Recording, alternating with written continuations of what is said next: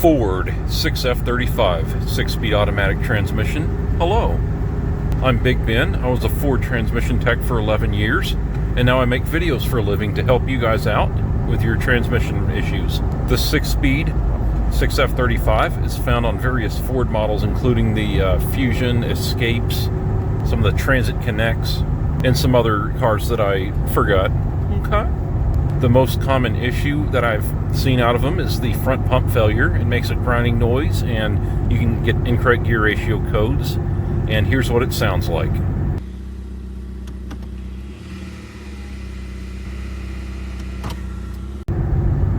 Welcome back. I hope that gives you a decent idea of the noise. If you caught your issue in the nick of time and you don't have any fault codes such as gear so-and-so incorrect ratio, and you haven't felt it slip all that much, then you may have not caused a lot of damage and you may be good to just replace the pump. But either way, I want to tell you things that you should check when you're rebuilding the transmission or just replacing the pump and you want to inspect the internals of the transmission. If you're not aware, I do have a video on how to take this transmission apart all the way and put it back together. So I'll link that in the description below, along with several other helpful videos related to this. Oh, and I've got a video on how to take the transmission out of them too, on an Escape. Kind of the same procedure regardless of the car. Anyway, you got the transmission out, you're watching this video, you want to know what to inspect. Follow my video to take it apart if you need to. However, go ahead and plan on replacing the torque converter. It's a very common issue. You can have various issues that actually can happen with it, including the clutch coming apart and causing the engine to stall when you put it in gear. So that's really common. Just replace that once the transmission's out, along with the pump. The next thing that you want to go ahead and replace is the flex plate.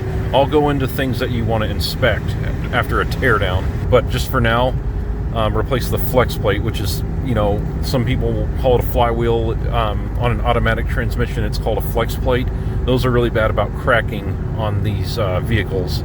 So just from the get-go, you're going to want to replace the pump converter and the flex plate. If you're inspecting the transmission while you're taking it apart, go ahead and inspect the clutches as you take them apart. That will be the first clutch pack you take out will be the Ford clutch. Inspect for burn marks on it.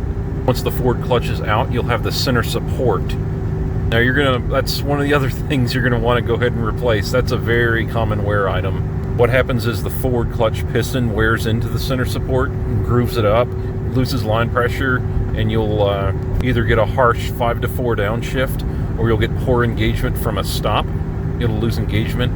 But that's one of those other must replace items inside the 6F35. You can go on eBay and find them for sale as reman units, new center support housing and new pistons and springs and all that. And that's drop in. You don't have to buy all the special tools and a press to pull the pistons out. So, and the price is reasonable. All right, once you get down to the end and you get the overdrive and direct drum out, which is the one with that input shaft built into it that you can grab on and lift out, you're going to want to inspect the overdrive clutch. Now that's the smaller of the two clutches in there. There's an overdrive and direct. The direct is the bigger one. Don't worry about that necessarily. You can sort of peek in there with a flashlight, but usually that doesn't get burnt up. Now what can happen a lot is when the pump fails and it loses line pressure, the overdrive clutch is the smallest clutch in the transmission, so it's usually the first one to get burnt when you start losing line pressure from the pump. So you can pull the overdrive clutches out without any special tools. You don't have to take the drum apart and all that. You just take the snap ring off and you pull the clutches out. You can tip the drum over and kind of knock them out and look at them and just put them back in if they look good. But if they're burnt up, you can go to Ford, the dealership, and get new frictions and steels for the overdrive. And that'll be a good repair for if you're just going in here to fix the pump and inspect the rest. That'll be good enough for a repair like that. Now if you want to do a full overhaul, once again I do have a video for that. I'll link below. Another thing is you're going to have to take the valve body and solenoid body out in order to gut the transmission because of the output shaft speed sensor. The bolt for that is behind the valve body, and you're not going to be able to gut the transmission because it's going to contact the output shaft speed sensor. You'll see it if you watch the teardown video. You'll know what I'm talking about there.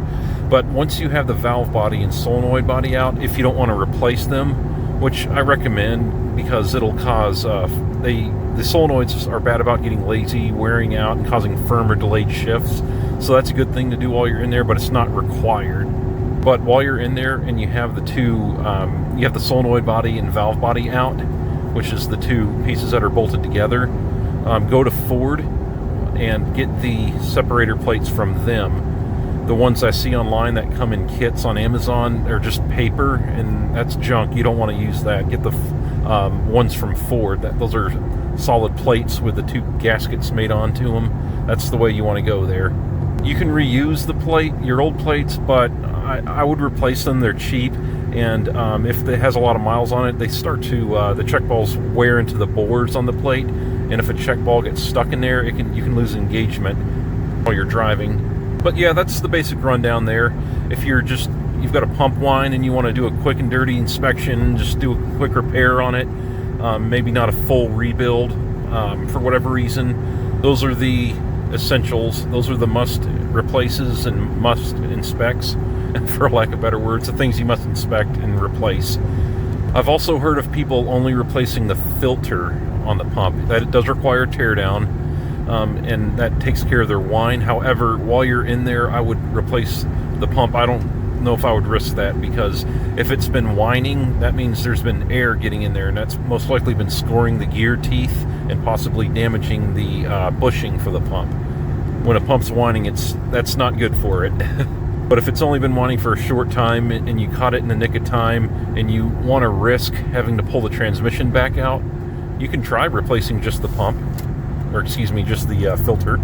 Anyway, guys, I sure do hope this video helps you out. If you've got any questions, let me know in the comments below. And I've also got a Facebook and Discord group where you can join and ask your questions, and we can help you one-on-one while you fix your transmission. Have yourselves a great day. Good luck to you, and bye-bye.